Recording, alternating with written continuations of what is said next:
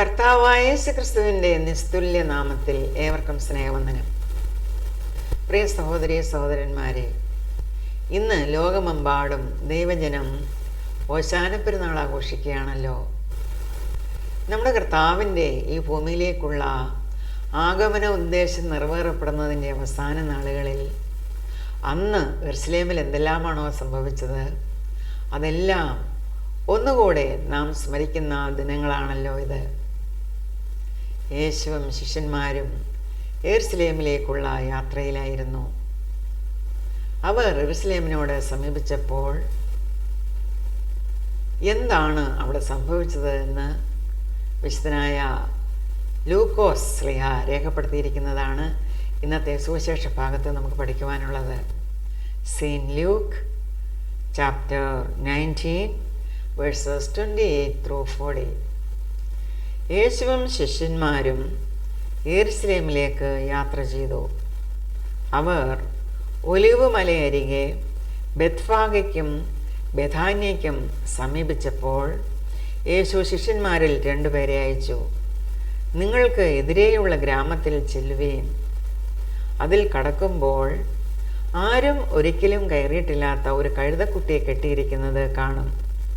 അതിനെ നിങ്ങൾ അഴിച്ചു കൊണ്ടുവരുകയും അതിനെ അഴിക്കുന്നത് എന്ത് എന്ന് ആരെങ്കിലും നിങ്ങളോട് ചോദിച്ചാൽ കർത്താവിന് ഇതിനെക്കൊണ്ട് ആവശ്യമുണ്ട് എന്ന് പറയുകയും.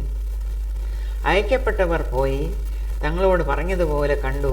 കഴുതക്കുട്ടിയെ അഴിക്കുമ്പോൾ അതിൻ്റെ ഉടയവർ കഴുതക്കുട്ടിയെ അഴിക്കുന്നത് എന്ത് എന്ന് ചോദിച്ചതിന് കർത്താവിന് ഇതിനെക്കൊണ്ട് ആവശ്യമുണ്ട് എന്നവർ പറഞ്ഞു.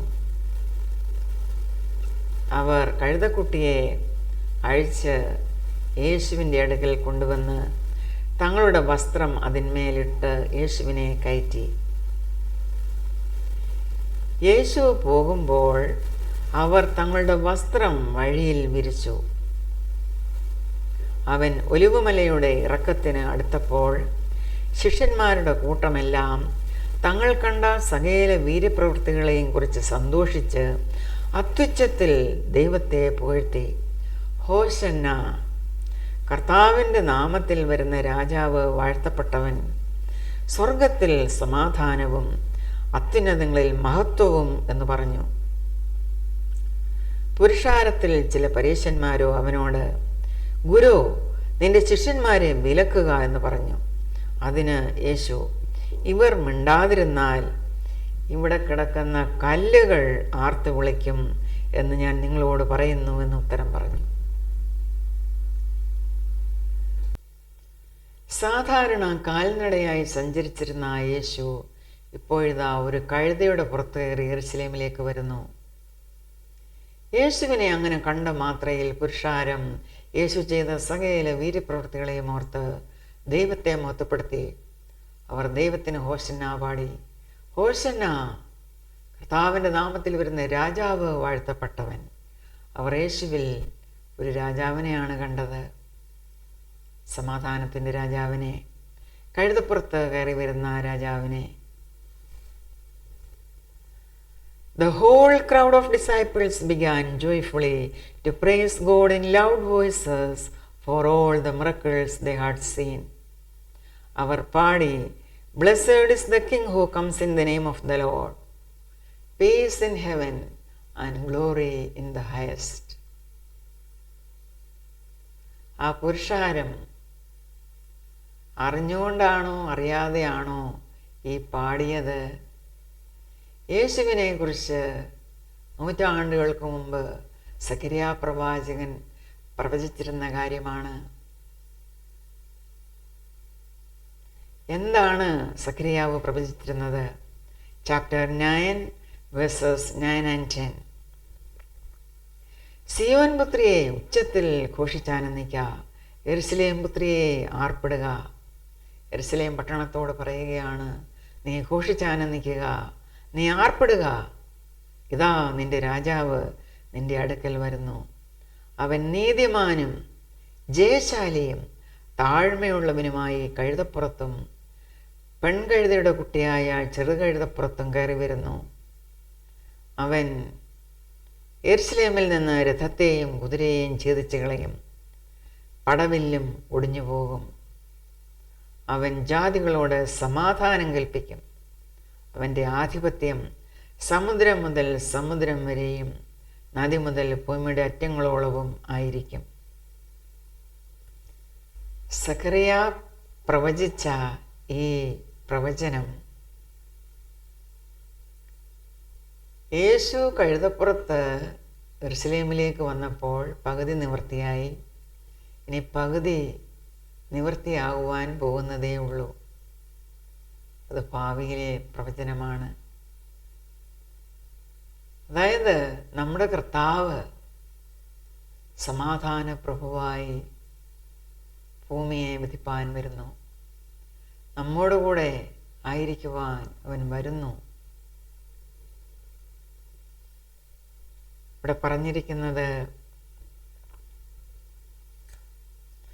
അവൻ ജാതികളോട് സമാധാനം കൽപ്പിക്കും. അവൻ്റെ ആധിപത്യം സമുദ്രം മുതൽ സമുദ്രം വരെയും നദി മുതൽ ഭൂമിയുടെ അറ്റങ്ങളോളവുമായിരിക്കും. അതിനു മുമ്പ് ഒരു കാര്യം കൂടെ നടക്കാനുണ്ട്. അതായത് നമ്മുടെ കർത്താവ് ജയാളിയാകണം. അവൻ രാജാവായി ദൈവത്തിനും ദൈവനിയമങ്ങൾക്കും ദൈവാധിപത്യത്തിനും വിരോധമായി എതിരായി ജീവിച്ചിരുന്ന, അല്ലെങ്കിൽ ദൈവിക നിയമങ്ങളോട് മത്സരിക്കുന്ന ആ ശത്രുക്കളോട് അവൻ യുദ്ധം ചെയ്യും. വെളിപ്പാട് പുസ്തകം 19-ാം അധ്യായത്തിൽ നാം അത് കാണുന്നുണ്ട്. അർമ്മഗദോൻ യുദ്ധം അതിനെ സംഭവിക്കുവാൻ പോകുന്നതാണ്. അന്ന് സകല ശത്രുക്കളെയും സകല നിന്ദക്കാരെയും അവൻ നശിപ്പിക്കും. യേശുക്രിസ്തു ജയാളിയായി ജയവീരനായി രാജാവായി അവൻ വരും. അവൻ ജാതികളോട് സമാധാനം കൽപ്പിക്കും. അവൻ നമ്മെ ഭരിക്കുന്നത് സമാധാനത്തിൻ്റെ രാജാവായിട്ടാണ്.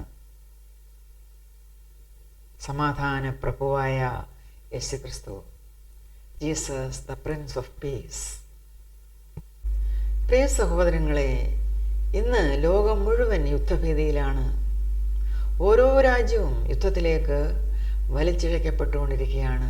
ഒരിടത്തും സമാധാനമില്ല.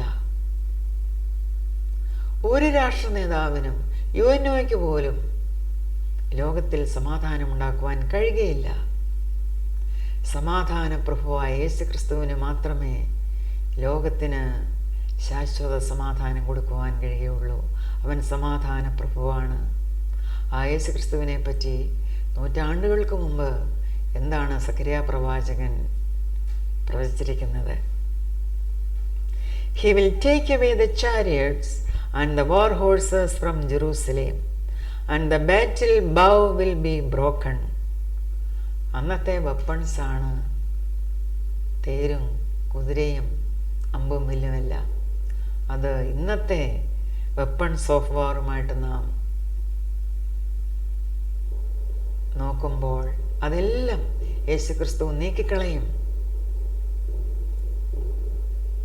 He will proclaim peace to the nations. His rule will extend from sea to sea and from the river to the ends of the earth. ശാശ്വത സമാധാനം ലോകത്തിന് നൽകിക്കൊണ്ട് ആ സമാധാന രാജ്യം സ്ഥാപിക്കുവാൻ നമ്മുടെ കർത്താവ് വരുന്നതിന് മുമ്പ് ആ സമാധാനം ആസ്വദിക്കുന്നവരായ ഒരു കൂട്ടർ ഇന്ന് ഈ ഭൂമിയിലുണ്ട്. അവർ മറ്റാരുമല്ല, യേശു ക്രിസ്തുവിൽ വിശ്വസിച്ച് അവനെ കൈക്കൊണ്ടവരാണവർ. ദൈവികമായ ആ സമാധാനത്തിൽ അവർ ജീവിക്കുന്നു. The divine peace is a lived experience.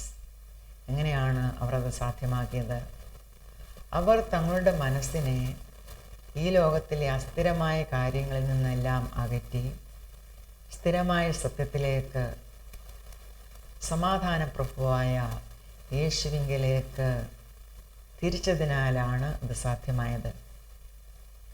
ഇവിടെ സമാധാനം എന്നത് കലഹവും കലളയും ശണ്ഠയും ഒന്നുമില്ലാതിരിക്കുന്ന അവസ്ഥയേക്കാൾ സ്വർഗസ്ഥനായ പിതാവ് നമുക്ക് നൽകുന്ന നമ്മുടെ മനസ്സിൻ്റെ സുസ്ഥിതിയാണ്, സുഖമാണ്, ക്ഷേമമാണ്.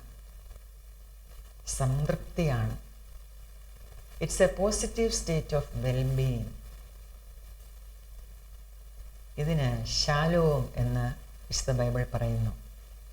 ഷാലോം എന്ന എബ്രായ വാക്കിൻ്റെ അർത്ഥം a positive state of well-being.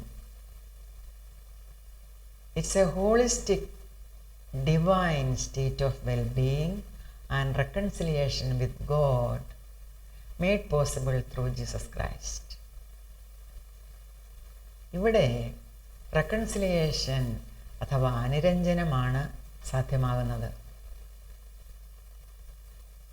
ദൈവവും മനുഷ്യനും തമ്മിലുള്ള ആ ശത്രുത ഇല്ലാതെയാകുന്നു. എങ്ങനെയാണ് മനുഷ്യർ ദൈവത്തിൻ്റെ ശത്രുക്കളാകുന്നത്? അവർ ദൈവത്തിൽ നിന്ന് അകന്ന് പാപം ചെയ്യുന്നതിനാൽ. യേശുക്രിസ്തുവിലെ വിശ്വാസത്താൽ, അതായത് യേശുക്രിസ്തുവിൻ്റെ കാൽവറിയിലെ പരമയാഗത്തിൽ വിശ്വസിക്കുക മൂലം ഒരുവൻ ദൈവവുമായി അനുരഞ്ജനത്തിലാകുന്നു. റെക്കൺസിലിയേഷനാണ് അവിടെ നടക്കുന്നത്. ആ ശത്രുതയാണ് ഇല്ലായ്മയായി പോകുന്നത്. ശത്രുത തീർന്നു പോകുന്നു. ഇതിന് നീതീകരണം എന്നും പറയും, ജസ്റ്റിഫിക്കേഷൻ. വിശുദ്ധനായ പൗലോസ് അപ്പോസ്തലൻ റോമർക്ക് ലേഖനം എഴുതിയപ്പോൾ അതിൻ്റെ 5-ാം അധ്യായം 1-ാം വാക്യത്തിൽ പറയുന്നു, വിശ്വാസത്താൽ നീതീകരിക്കപ്പെട്ടിട്ട് നമ്മുടെ കർത്താവായ യേശുക്രിസ്തു മൂലം നമുക്ക് ദൈവത്തോട് സമാധാനമുണ്ട്. Therefore, having been justified by faith, we have peace with God through our Lord Jesus Christ.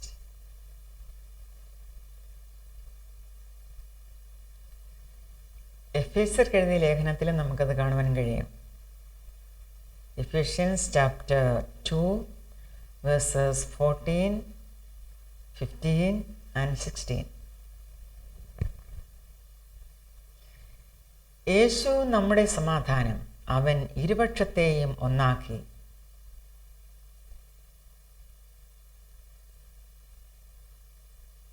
ചട്ടങ്ങളും കൽപ്പനകളുമായ ന്യായപ്രമാണം എന്ന ശത്രുത്വം തൻ്റെ ജഡത്താൽ നീക്കി വേർപാടിൻ്റെ നടുച്ചുവർ ഇടിച്ചു കളഞ്ഞത് സമാധാനമുണ്ടാക്കിക്കൊണ്ട് ഇരുപക്ഷത്തെയും തന്നിൽ ഒരേ പുതുമനുഷ്യനാക്കി സൃഷ്ടിപ്പാനും ക്രൂശിന്മേൽ വെച്ച് ശത്രുത്വമില്ലാതാക്കി അതിനാൽ ഇരുപക്ഷത്തെയും ഏക ശരീരത്തിൽ ദൈവത്തോട് നിരപ്പിപ്പാനും തന്നെ. ദൈവവുമായി ബന്ധമില്ലാതിരുന്നവരും ദൈവ കൽപ്പനകളെ പ്രമാണിച്ചിരുന്നവരും തമ്മിലുള്ള ആ ശത്രുത്വമാണ് അവരെ ഒരുപോലെ തന്നോട് ചേർത്തു എന്നാണ് ഇവിടെ പറയുന്നത്.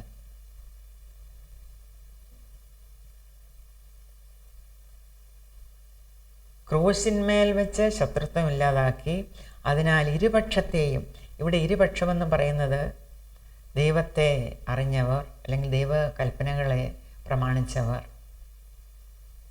അതുപോലെ ദൈവത്തെ അറിയാത്തവർ. യേശുക്രിസ്തുവിലെ വിശ്വാസത്താൽ ഈ രണ്ടു കൂട്ടരെയും ഇരുപക്ഷത്തെയും ഏക ശരീരത്തിൽ ദൈവത്തോട് നിരപ്പിപ്പാനും തന്നെ. യേശു വന്ന് ദൂരത്തായിരുന്ന നിങ്ങൾക്ക് സമാധാനവും സമീപത്തുള്ളവർക്ക് സമാധാനവും സുവിശേഷിച്ചു. യേശു മുഖാന്തരം നമുക്ക് ഇരുപക്ഷക്കാർക്കും ഏകാത്മാവിനാൽ പിതാവിലേക്ക് പ്രവേശനമുണ്ട്.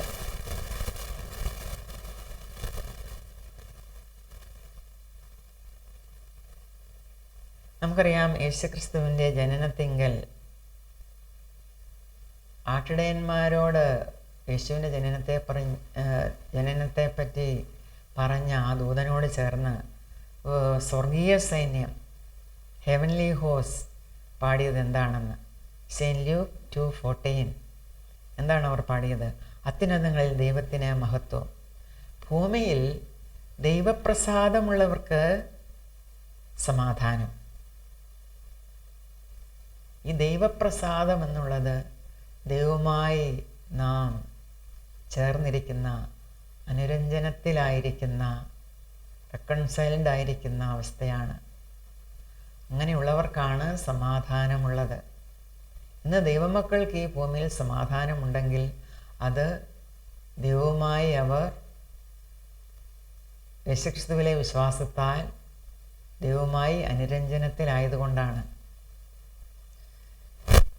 സമാധാനവും സന്തോഷവും ഒരുമിച്ച് പോകുന്നതാണ്. നമുക്കറിയാം ഹാപ്പിനെസ് ഇൻഡെക്സിനെ പറ്റി. ഓക്സ്ഫോർഡ് യൂണിവേഴ്സിറ്റിയുടെ വെൽബീയിങ് റിസർച്ച് സെൻറ്ററിൻ്റെ ഈ വർഷത്തെ റിപ്പോർട്ട് പറയുന്നത് ഇന്ത്യക്ക് ഹാപ്പിനെസ് ഇൻഡെക്സിൽ 116ാമത്തെ സ്ഥാനമാണ്. അതായത് സമാധാനമൊന്നുമില്ല. ഹാപ്പിനെസ് ഇൻഡെക്സിൽ 1ാം സ്ഥാനത്ത് വരണമെങ്കിൽ കുറേ പാടുപെടണം. ഒരുപാട് റെക്കൺസിലിയേഷനും,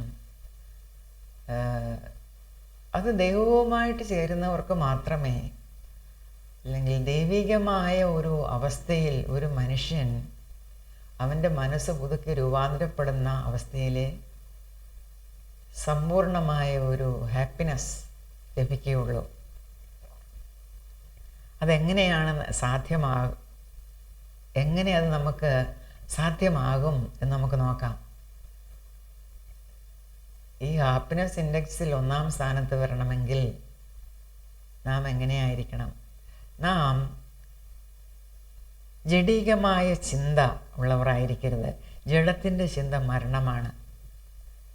ആത്മാവിൻ്റെ ചിന്ത ജീവനും സമാധാനവുമാണ്. ഞാൻ വായിക്കുന്നത് റോമൻസ് 8:6 ആണ്. ജഡത്തിൻ്റെ ചിന്ത മരണം, ആത്മാവിൻ്റെ ചിന്തയോ ജീവനും സമാധാനവും തന്നെ. ജഡത്തിൻ്റെ ചിന്ത ദൈവത്തോട് ശത്രുത്വമാകുന്നു. ജഡസ്വഭാവമുള്ളവർക്ക് ദൈവത്തെ പ്രസാദിപ്പിക്കാൻ കഴിവില്ല. എന്താണ് ഈ ജഡസ്വഭാവം? കാർണൽ നേച്ചർ, അതായത് ഡിസയേഴ്സ് ഓഫ് ദ ഫ്ലഷ്, ദുർനടപ്പ്, അശുദ്ധി, ദുഷ്കാമം, ചീത്തത്തരം, പൊട്ടച്ചൊൽ, കളിവാക്ക്, അതുപോലെ കോപം, ക്രോധം, ശാഠ്യം, എന്തെല്ലാം ദുസ്വഭാവങ്ങളുണ്ടോ അതെല്ലാം മനസ്സിൻ്റെയും ശരീരത്തിൻ്റെയും, ഇതെല്ലാം ഡിസയേഴ്സ് ഓഫ് ദ ഫ്ലഷാണ്. അങ്ങനെയുള്ളവർ പ്രാകൃത സ്വഭാവക്കാരാണ്. പ്രാകൃത സ്വഭാവം എന്നാണ് ഇതിന് പറയുന്നത്. ഇത് ദൈവത്തോട് ശത്രുത്വമാകുന്നു. പരിശുദ്ധാത്മാവ് വസിക്കുന്ന ശരീരമാണ് നമ്മുടേത്. ആത്മാവ് വസിക്കുന്ന ശരീരം അത് വിശുദ്ധമാണ്, വിശുദ്ധ മന്ദിരമാണ്. അത് വിശുദ്ധമായി തന്നെ കാക്കപ്പെടണം. അവിടെ വെറുക്കൂത്തും മദ്യപാനവും വ്യഭിചാരവും ഒന്നും പാടില്ല. അതെല്ലാം ജഡത്തിൻ്റെ പ്രവൃത്തികളാണ്. നമ്മുടെ ശരീരങ്ങളെ ജീവനും വിശുദ്ധിയും ദൈവത്തിന് പ്രസാദവുമുള്ള യാഗമായി സമർപ്പിക്കുവാൻ എപ്പോഴും നാം ശ്രദ്ധിക്കണം. നാം ഈ ലോകത്തിന് അനുരൂപപ്പെട്ടുകൂടാ. അതുപോലെ പൗലോസ് അപ്പോസ്തലൻ നമ്മോട് പറയുന്നു, സമാധാനമായിരിക്കുവാൻ നാം ഒന്നിനെക്കുറിച്ചും ആകുലപ്പെടരുത്. ആകുലചിന്ത പാടില്ല, ആങ്സൈറ്റി പാടില്ല. Not to be anxious about anything. എല്ലാറ്റിലും പ്രാർത്ഥനയാലും അപേക്ഷയാലും നിങ്ങളുടെ ആവശ്യങ്ങൾ സ്തോത്രത്തോടുകൂടെ ദൈവത്തെ അറിയിക്കുക അത്രേ വേണ്ടത്. അപ്പോഴാണ് സകല ബുദ്ധിയും കവിയുന്ന ദൈവത്തിൻ്റെ സമാധാനം നമ്മുടെ ഹൃദയങ്ങളെയും നിലവുകളെയും ക്രിസ്തുവേശുവിൽ കാക്കുന്നത്. Pray about everything, bringing requests to God with thanksgiving, which serves as a remedy for stress and a way to replace worry with peace. അതുപോലെ റോമൻസ് 12:17-18 പറയുന്നു, സമാധാനം വേണമെങ്കിൽ ആർക്കും തിന്മയ്ക്ക് പകരം തിന്മ ചെയ്യരുത്. സകല മനുഷ്യരുടെയും മുമ്പിൽ യോഗ്യമായത് മുൻകരുതി കഴിയുമെങ്കിൽ നിങ്ങളാൽ ആവോളം സകല മനുഷ്യരോടും സമാധാനമായിരിപ്പീൻ.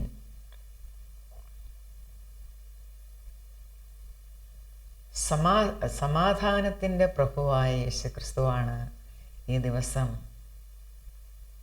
കഴുതപ്പുറത്ത് കയറി വന്നതായി നാം വായിച്ചത്. സമാധാനം തരുന്നവനാണവൻ. അവൻ നമുക്ക് സമാധാനം നൽകി. അവൻ്റെ ശരീരത്തിൽ അവനിലുള്ള വിശ്വാസത്താൽ എല്ലാവരെയും ഒന്നിച്ചു ചേർത്ത് ഏക ശരീരമായി ചേർത്തു. നാം സമാധാനത്തിൽ നിലനിൽക്കുവാൻ പൗലോസ് അപ്പോസ്തലൻ പറഞ്ഞതുപോലെ ഒന്നിനെക്കുറിച്ചും വിചാരപ്പെടരുത്, ആകുല ചിന്ത പാടില്ല. നമ്മുടെ ശരീരങ്ങളെ ജീവനും വിശുദ്ധിയും ദൈവത്തിന് പ്രസാദമുള്ള യാഗമായി നാം സമർപ്പിക്കണം. വെറുതെ ഓശാന പാടുവാനല്ല. പ്രായോഗികമായി നാം നമ്മുടെ ജീവിതത്തിൽ എന്താണ് ചെയ്യേണ്ടത്? ഹാപ്പിനെസ് ഇൻഡെക്സിൽ ഒന്നാമത് വരുവാൻ നാം എന്ത് ചെയ്യണം? നാം മറ്റൊന്നും ചെയ്യണ്ട. വിശുദ്ധ തിരുവചനത്തിൽ പറഞ്ഞിരിക്കുന്നത് പോലെ ദൈവത്തിൻ്റെ കൽപ്പനകൾ നാം അനുസരിച്ചാൽ മതി. നമുക്കിനിയും 24-ാം സങ്കീർത്തനം നോക്കാം. ദാവീദ് രചിച്ച സങ്കീർത്തനമാണ് 24-ാം സങ്കീർത്തനം, സാം 24. ഭൂമിയും അതിൻ്റെ പൂർണ്ണതയും ഭൂതലവും അതിലെ നിവാസികളും യഹോവയ്ക്കുള്ളതാകുന്നു. സമുദ്രങ്ങളുടെ മേൽ അവനതിനെ സ്ഥാപിച്ചു, നദികളുടെ മേൽ അവനതിനെ ഉറപ്പിച്ചു. യഹോവയുടെ പർവ്വതത്തിൽ ആർ കയറും? അവൻ്റെ വിശുദ്ധ സ്ഥലത്ത് ആർ നിൽക്കും? വെടിപ്പുള്ള കൈയും നിർമ്മല ഹൃദയവും ഉള്ളവൻ തന്നെ, വ്യാജത്തിന് മനസ്സ് വയ്ക്കാതെയും കള്ളസത്യം ചെയ്യാതെയും ഇരിക്കുന്നവൻ.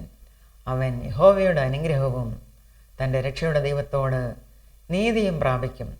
ഇതാകുന്നു അവനെ അന്വേഷിക്കുന്നവരുടെ തലമുറ. യാക്കോബിൻ്റെ ദൈവമേ, തിരുമുഖം അന്വേഷിക്കുന്നവർ ഇവർ തന്നെ. വാതിലുകളെ നിങ്ങളുടെ തലകളെ ഉയർത്തുവീൻ, പണ്ടേയുള്ള കതകുകളെ ഉയർന്നിരിപ്പീൻ. മഹത്വത്തിൻ്റെ രാജാവ് പ്രവേശിക്കട്ടെ. മഹത്വത്തിൻ്റെ രാജാവ് ആർ? ബലവാനും വീരനുമായ യഹോവ, യുദ്ധവീരനായ യഹോവ തന്നെ. വാതിലുകളെ നിങ്ങളുടെ തലകളെ ഉയർത്തുവീൻ, പണ്ടേയുള്ള കതകുകളെ ഉയർന്നിരിപ്പീൻ. മഹത്വത്തിൻ്റെ രാജാവ് പ്രവേശിക്കട്ടെ. മഹത്വത്തിൻ്റെ രാജാവ് ആർ? സൈന്യങ്ങളുടെ യഹോവ തന്നെ, അവനാകുന്നു മഹത്വത്തിൻ്റെ രാജാവ്.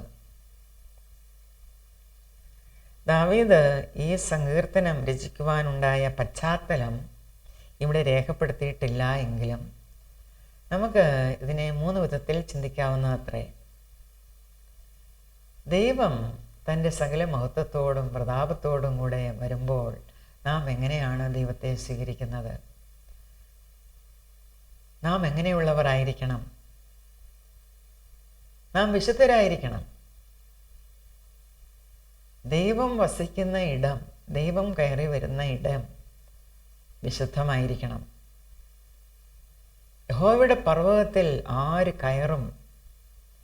അവൻ്റെ വിശുദ്ധ സ്ഥലത്ത് ആർ നിൽക്കും? വെടിപ്പുള്ള കയ്യും നിർമ്മല ഹൃദയമുള്ളവനായിരിക്കണം അവൻ. അതുപോലെ വ്യാജത്തിന് മനസ്സ് വയ്ക്കാതെയും കള്ളസത്യം ചെയ്യാതെയും ഇരിക്കുന്നവൻ ആയിരിക്കണം. അവനാണ് യഹോവയുടെ അനുഗ്രഹവും തൻ്റെ രക്ഷയുടെ ദൈവത്തോട് നീതിയും പ്രാപിക്കുന്നത്. അപ്പോൾ നാം വിശുദ്ധരായിരിക്കണം. ദൈവത്തെ സ്വീകരിക്കുവാൻ നാം എപ്പോഴും ഒരുങ്ങിയിരിക്കണം വിശുദ്ധിയോടെ. വെളിപ്പാട് പുസ്തകം 3-ാം അധ്യായം 20-ാം വാക്യത്തിൽ പറയുന്നു, ഇതാ ഞാൻ വാതിൽക്കൽ നിന്ന് മുട്ടുന്നു. ആരെങ്കിലും എൻ്റെ ശബ്ദം കേട്ട് വാതിൽ തുറന്നാൽ ഞാൻ അവൻ്റെ അടുക്കൽ ചെന്ന് അവനോടും അവൻ എന്നോടും കൂടെ അത്താഴം കഴിക്കും. ദൈവം നാമുമായിട്ട് ഒരു സംസർഗം, കമ്മ്യൂണിയൻ ആഗ്രഹിക്കുന്നു. കൂട്ടായ്മ, ഫെലോഷിപ്പ് ആഗ്രഹിക്കുന്നവനാണ് നമ്മോടൊപ്പം വസിക്കുവാൻ. ദൈവം നമ്മോടൊപ്പം വസിക്കുവാൻ വരുമ്പോൾ നാം വാതിലുകളെ തുറക്കണം. നാം ദൈവത്തെ നമ്മുടെ ഉള്ളിലേക്ക് പ്രവേശിപ്പിക്കണം. അതിന് നാം സന്നദ്ധരായിരിക്കണം. നമ്മിൽ അശുദ്ധി കാണുവാൻ പാടില്ല. അടുത്തതായി ഈ സങ്കീർത്തനം പഴയ നിയമത്തിലെ ഒരു വചനഭാഗവുമായി നമുക്ക് ചേർത്ത് ചിന്തിക്കാവുന്നതാണ്. 2 സാമുവൽ ചാപ്റ്റർ 6 വേഴ്സസ് 11-18. ഇവിടെ നാം കാണുന്നത് ഒരു പ്രൊസഷനാണ്. ദൈവ സാന്നിധ്യം ഉള്ള നിയമപ്പെട്ടകത്തിൻ്റെ procession, ark of the covenant. അത് കിര്യത്ത് യെയാരീമിൽ നിന്നും ദാവീദിൻ്റെ പട്ടണമായ യെരുശലേമിലേക്ക്, ആ മൗണ്ട് സയണിലേക്ക് കൊണ്ടുപോകുന്ന ആഘോഷപൂർണമായ പ്രൊസഷൻ. ഇത് കൊണ്ടുചെല്ലുമ്പോൾ വാതിലുകളെ, നിങ്ങളുടെ തലകളെ ഉയർത്തുവീൻ, പണ്ടേയുള്ള കഥകളെ ഉയർന്നിരിപ്പീൻ, മഹത്വത്തിൻ്റെ രാജാവ് പ്രവേശിക്കട്ടെ എന്ന് പറയും. അപ്പോൾ അവർ ചോദിക്കും, ആരാണ് ഈ മഹത്വത്തിൻ്റെ രാജാവ്? Who is this king of glory? അപ്പോൾ ഉത്തരമായി പറയും, the Lord strong and mighty, the Lord mighty in battle. യുദ്ധവീരനായ യഹോവ. പണ്ട് ഇസ്രായേലിയർ ഈ ആർക്ക് ഓഫ് ദ കവനൻറ്റ് അവർ യുദ്ധത്തിന് കൊണ്ടുപോയിരുന്നു. ഫെലിസ്തീനുമായിട്ടുള്ള യുദ്ധത്തിലൊക്കെയും ഇവർ കൊണ്ടുപോയിരുന്നു. ദൈവത്തിൻ്റെ സാന്നിധ്യം പകർന്ന പെട്ടകമാണ്. പെട്ടകം കൊണ്ടുപോകുന്നത് ദൈവം തങ്ങളോടുകൂടെ വേണം എന്നവർ ആഗ്രഹിച്ചത് കൊണ്ടാണ്. പെട്ടകമുള്ളപ്പോൾ തങ്ങൾ ജയിക്കും എന്നുള്ള വിശ്വാസത്തോടെയാണ് കൊണ്ടുപോയത്. യുദ്ധവീരനായ യഹോവ എന്നാണ് അവർ വിശേഷിപ്പിച്ചിരിക്കുന്നത്. Lift up your heads, O ye gates, lift them up, you ancient doors, that the King of glory may come in. Who is he, this King of glory? The Lord Almighty. He is the King of glory. നമുക്ക് അടുത്തതായി ഇത് ചിന്തിക്കാവുന്നത്, നമ്മുടെ കർത്താവായ യേശുക്രിസ്തു നമ്മെ രക്ഷിക്കുവാൻ സ്വർഗമഹിമ വിട്ട് ഈ ഭൂമിയിലേക്ക് ഇറങ്ങി വന്നു. തൻ്റെ രക്ഷാകര ദൗത്യം താൻ പൂർത്തീകരിച്ചു. പാപത്തെയും മരണത്തെയും സാത്താനെയും പാതാളത്തെയും എല്ലാം ജയിച്ച് ജയാളിയായി അവൻ സ്വർഗാരോഹണം ചെയ്തു. പിതാവിൻ്റെ സന്നിധിയിലേക്ക് കയറിപ്പോയി. അപ്പോൾ വാതിലുകളെ, നിങ്ങളുടെ തലകളെ ഉയർത്തുവീൻ, മഹത്വത്തിൻ്റെ രാജാവ് പ്രവേശിക്കട്ടെ. അപ്പോൾ മഹത്വം, സ്വർഗം അവനെ കൈക്കൊള്ളുന്ന രീതിയിലും നമുക്ക് ചിന്തിക്കാവുന്ന അത്രേ. ആക്ട്സ് ചാപ്റ്റർ 1 വേഴ്സസ് 9 and 10, അതുപോലെ എഫീഷ്യൻസ് ചാപ്റ്റർ 1 വേഴ്സ് 20. ഇവിടെ നാം പ്രധാനമായും ശ്രദ്ധിക്കേണ്ടത്, ദൈവ സാന്നിധ്യം നമ്മുടെ അടുത്തേക്ക് വരുമ്പോൾ എങ്ങനെയാണ് ദൈവത്തെ നാം സ്വീകരിക്കുക, ഉൾക്കൊള്ളുക? നമ്മുടെ സന്തോഷം അത് എത്രമാത്രം വലുതായിരിക്കും. അതൊരു പ്രൊസഷൻ പോലെയാണ്, ആഘോഷപൂർണമായ ഒരു പ്രൊസഷൻ. കർത്താവിൻ്റെ ആ വരവ് മഹത്വപ്രതാപത്തോടെയാണ് കർത്താവ് നമ്മിലേക്ക് വരുന്നത്. അവൻ വലിയവനാണ്, ഉന്നതനാണ്. അവൻ്റെ മഹിമ, പ്രതാപം അവർണ്ണനീയമാണ്. ആ ദൈവമാണ് നമ്മെ രക്ഷിക്കുവാൻ വേണ്ടി ഈ താണഭൂമിയിലേക്ക് വന്നത്. ഇന്ന് തുറക്കാത്ത വാതിലുകളുമായി ആരെങ്കിലും എന്നെ കേൾക്കുന്നുണ്ട് എങ്കിൽ ഒന്ന് ഓർക്കുക, മഹത്വത്തിൻ്റെ രാജാവായ ഈ ദൈവം പുറത്തു നിൽക്കുകയാണ്. അവൻ വാതിൽക്കൽ നിൽക്കുന്നു. Behold, I stand at the door and knock. If anyone hears my voice and open the door, I will come into him and dine with him and he with me. ആ ഒരു ഫെലോഷിപ്പാണ് ദൈവം നമ്മിൽ നിന്നും ആഗ്രഹിക്കുന്നത്. നാം എപ്പോഴും ആ ദൈവത്തെ സ്വീകരിക്കുവാൻ, ദൈവവുമായുള്ള കൂട്ടായ്മയ്ക്കായി ഒരുക്കത്തോടെ ഇരിക്കേണ്ടതത്രേ.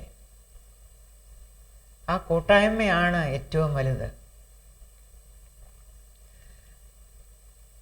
കർത്താവായ യേശുവേ, ഞങ്ങളുടെ രക്ഷയ്ക്കായി അങ്ങ് ഈ താണഭൂമിയിൽ വന്നു. ഞങ്ങൾക്ക് അവിടുന്ന് രക്ഷ നൽകി. ഇനി ഞങ്ങളെ ചേർത്ത് കൊള്ളുവാൻ അങ്ങ് വരുന്നത് ഞങ്ങൾ കാത്തിരിക്കുന്നു. സമാധാന പ്രഭുവായ അങ്ങയെ സകല മഹത്വത്തോടും മഹിമയോടും പ്രതാപത്തോടും കൂടെ ഞങ്ങൾ കാണുന്ന ദിനം വിദൂരമല്ല. We will see him face to face. ദൈവമേ, അവർ നിന്റെ എഴുന്നള്ളത്ത് കണ്ടു. എൻ്റെ ദൈവവും രാജാവുമായവൻ്റെ വിശുദ്ധ മന്ദിരത്തിലേക്കുള്ള എഴുന്നള്ളത്ത് തന്നെ. നമുക്ക് പാടാം, ride on in majesty. Ride on in majesty, in lowly pomp, ride on to die. O Christ, your triumphs now begin to capture death and conquer sin. Ride on in majesty, while all the tribes Hosanna cry. They cast their garments at your feet, unveil the palms their kingdom greet. Ride on in majesty, your last and fierce strife is nigh. The